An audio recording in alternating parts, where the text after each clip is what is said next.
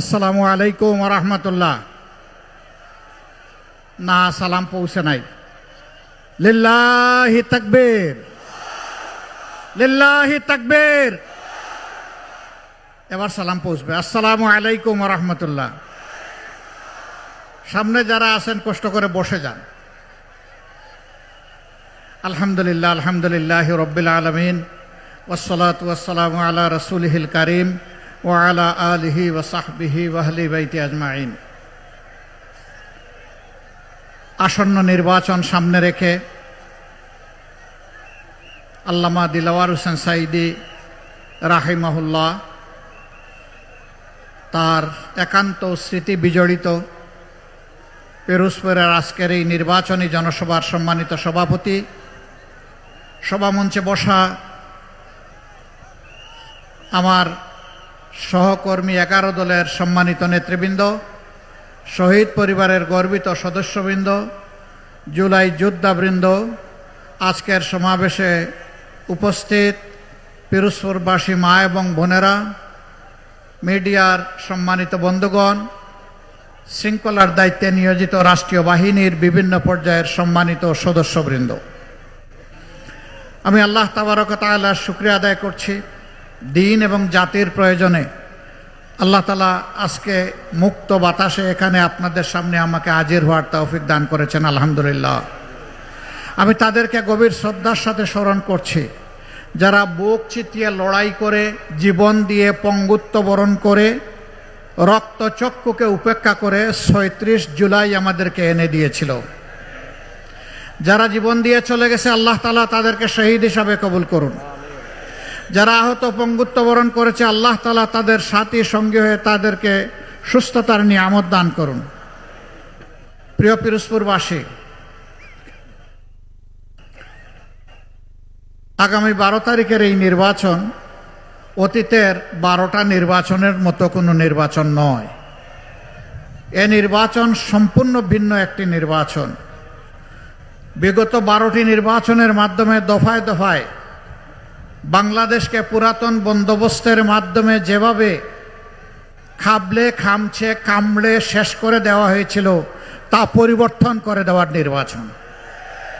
নতুন বাংলাদেশ জাগিয়ে তোলার নির্বাচন, ৩৭-এর যোদ্ধাদেরকে সম্মান করার নির্বাচন, যুব সমাজের আকাঙ্ক্ষা পূরণের নির্বাচন, আমাদের মা বোনদের গর্বের প্রশান্তির ইজ্জতের নিরাপত্তার বাংলাদেশের নির্বাচন, শিশুর জন্য বেড়ে ওঠার নির্বাচন, শিশুর স্বপ্ন বাস্তবায়নের নির্বাচন, এদেশের কামার কুমার তাঁতি মুঠে মাঝি শ্রমিক কৃষক সকলের স্বপ্ন বাস্তবায়নের নির্বাচন। জিজ্ঞাসা করবেন, এর আগে তাদের স্বপ্ন বাস্তবায়ন হয় নাই? না, হয় নাই।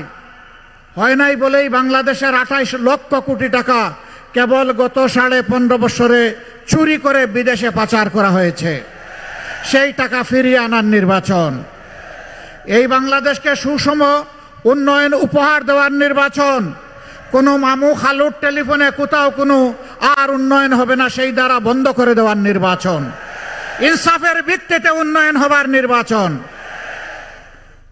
যুবকদের হাতে মর্যাদার কাজ তুলে দেওয়ার নির্বাচন। বেকার ভাতার লোভ বন্ধ করে দেওয়ার নির্বাচন।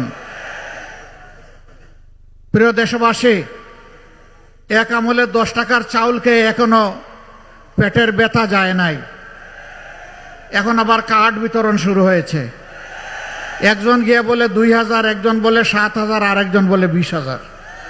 একজন বলে আমরা দিব 5 লক্ষ, একজন বলে 50 লক্ষ, আরেকজন বলে 50 কোটি। আরে বাংলাদেশে 50 কোটি মানুষ কি কিয়ামতের আগ পর্যন্ত হবে কিনা তাও তো জানি না। কেমনে দিবে 50 কোটি? মানে এগুলা যে 100 ভাগ ওই 10 টাকার চালের মতো ধাপ্পাবাজি, এখন বাংলাদেশের মানুষ এগুলা বুঝে ফেলেছে। এখন মা বোনদের কাছে কার্ড নিয়ে যায়, কয় রাখো তোমার কার্ড, আমি তোমার কার্ডের সাথে নাই।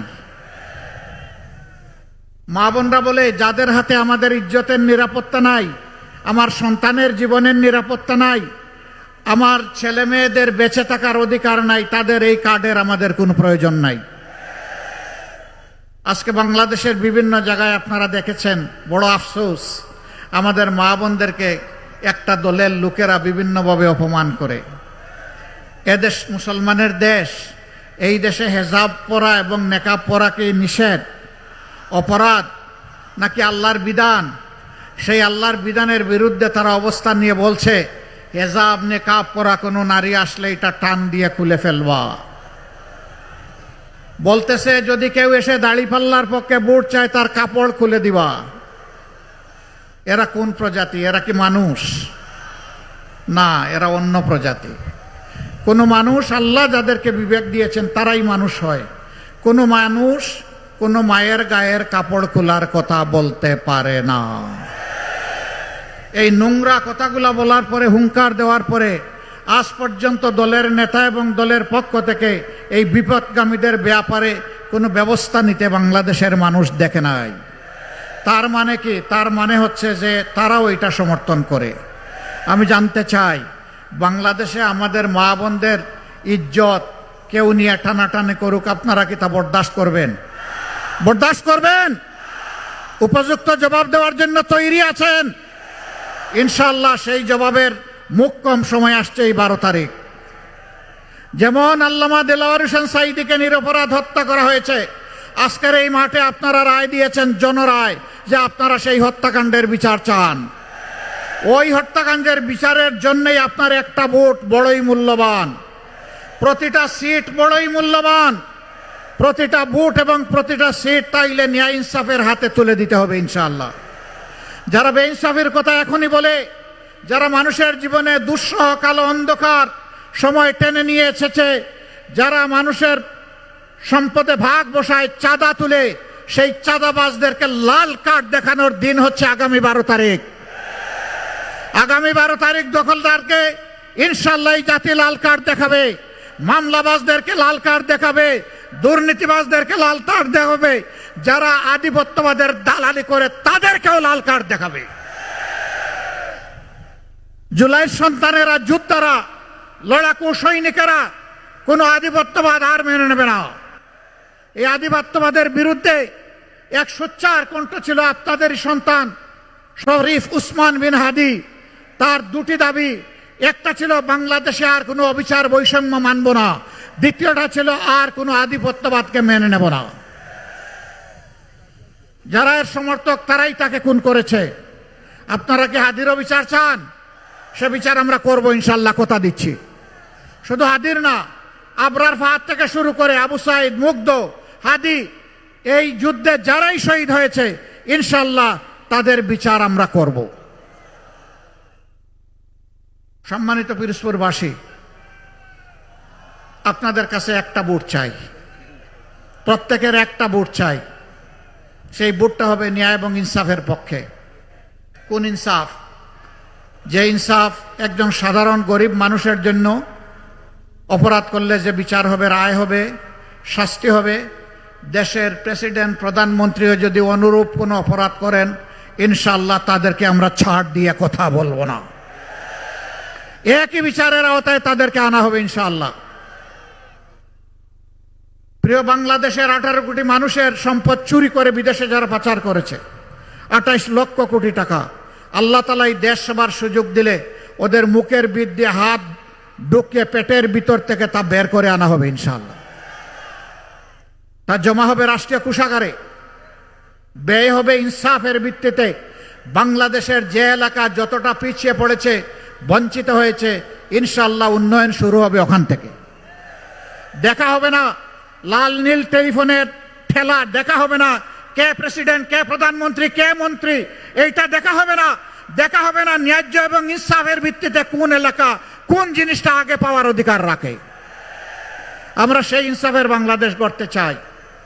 এই যাত্রা আপনাদেরকে আমরা সঙ্গী হিসাবে পেতে চাই। আমরা সাবধান করে দিচ্ছি, বাংলাদেশে অতীতের ইতিহাসের কালচার আর চলবে, অতীতের ইতিহাসের যে ভোটের সেই কালচার আর চলবে না। তোমার ভোট তুমি দিবে, আমারটা আমি দেব, স্লোগান ওইটা শেষ। আমারটাও আমি দিব, তোমারটাও আমি দেব, এটা আর চলবে না।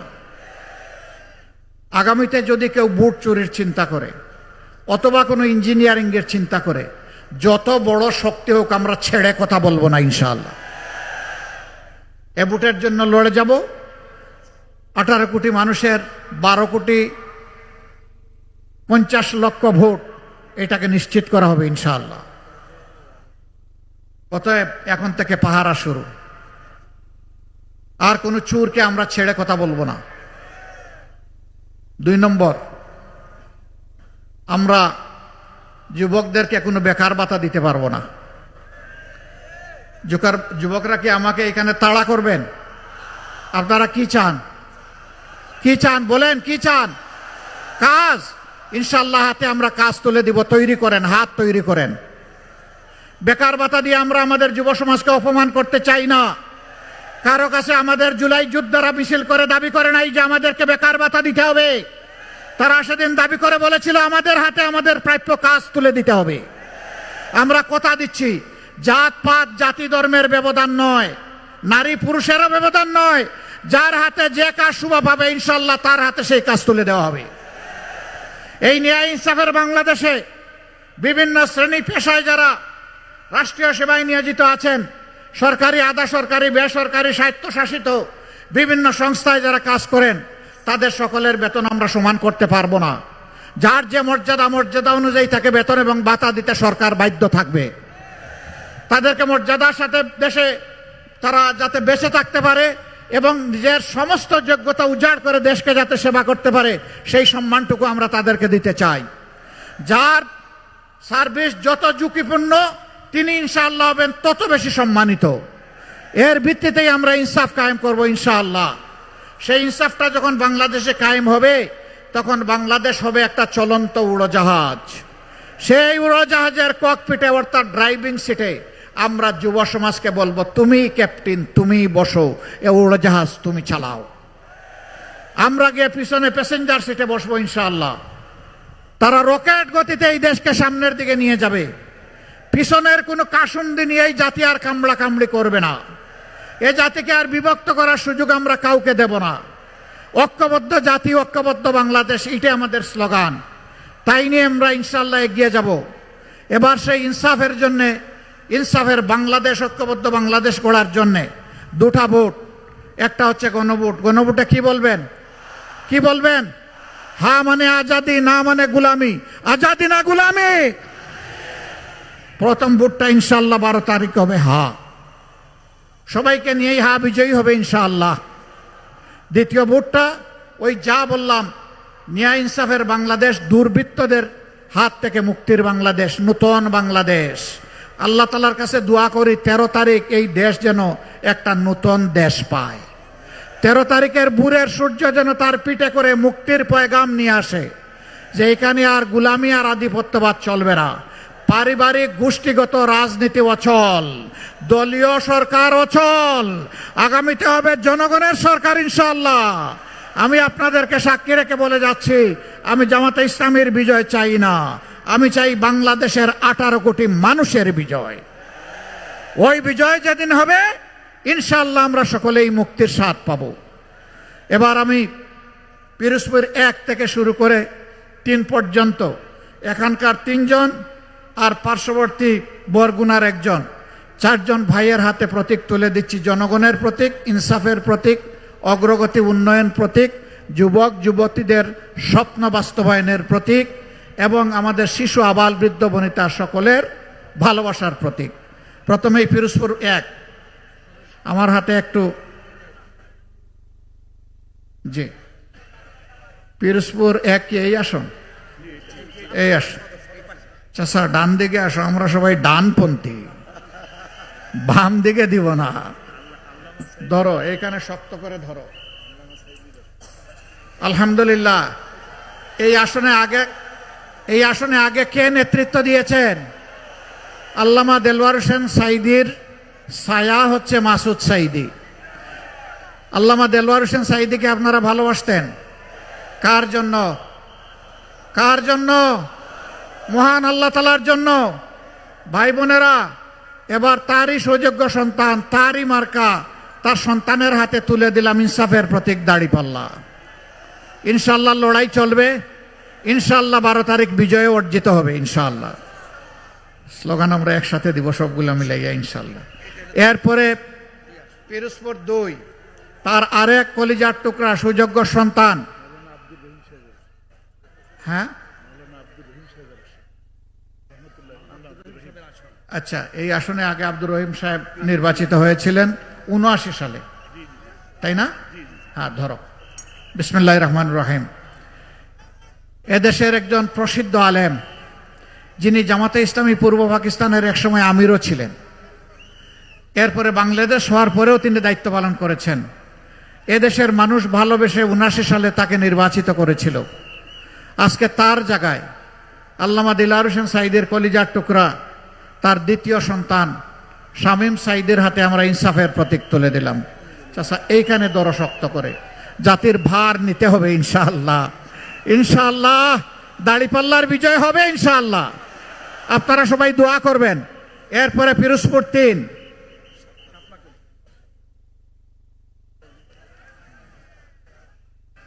এখানে শাপলার একটা পাতা আছে আর তার উপরে একটা কলি আছে। 12 তারিখ ইনশাল্লাহ এটা শাপলা হয়ে ফুটবে ইনশাআল্লাহ। ধরো, শক্ত করে ধরো। আমরা, তোমার পুরো নাম? ডক্টর শামীম হামিদের হাতে আমরা পাল্লা বদলে এখানে তুলে দিলাম শাপলা কলি। এখানে পাল্লার একজন ক্যান্ডিডেট ছিলেন, রাত দিন তিনি কাজ করেছেন, জমিন চাষ করেছেন। তিনি এসে আমাকে সালাম দিয়ে বললেন, আমি এটা শাপলাকে সমঝে দিয়েছি। তিনি বললেন যে আমাদের 90% সম্ভাবনা ছিল। আমি বললাম 12 তারিখ 90কে 100-এ নিয়ে যেতে হবে ইনশাআল্লাহ। আপনারা রাজি আছেন? কি প্রতীক ভাই, কি প্রতীক বলেন? শাপলা কলি। ইনশাআল্লাহ শাপলা হয়ে ফুটবে ইনশাআল্লাহ, বিজয় হবে ইনশাআল্লাহ। আসুন এবার একটু স্লোগান তুলি আমরা। আচ্ছা, ও আচ্ছা, একটা রয়ে গেছে, আরেকটা রয়ে গেছে। বরগুনা 2 আসনের প্রার্থী বেতাগী আর বামনা, পাথরঘাটা, বেতাগী, এই 3 উপজেলা নিয়ে হচ্ছে বরগুনা 2 আসন। এই আসনেও আমরা ইনসাফের প্রতীক দাঁড়িপাল্লা। একজন বিশিষ্ট সমাজসেবক এবং যার রক্তে 16 আনা মানব সেবা এবং সমাজসেবা, আমার বড় ভাই ডাক্তার সুলতান আহমদের হাতে আমি দাড়িপাল্লা তুলে দিলাম। প্রতীক আছে? কোন সে প্রতীক? একটু জোরে, জোরে সুরে, আরো জোরে। সবগুলা পাল্লা উঁচিয়ে ধরো, শাপলা কলি উঁচিয়ে ধরো। সবাই সামনে আসেন, সামনে আসেন, সামনে আসেন। এই পাল্লার মধ্যেই শাপলা কলি আছে, কারণ আমরা 11 দলে এক হয়েছি।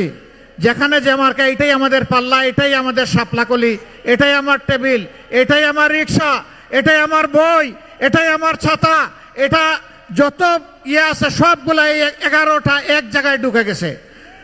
লিল্লাহি তাকবীর, লিল্লাহি তাকবীর, ইনকিলাব, ইনকিলাব, জিন্দাবাদ, জিন্দাবাদ।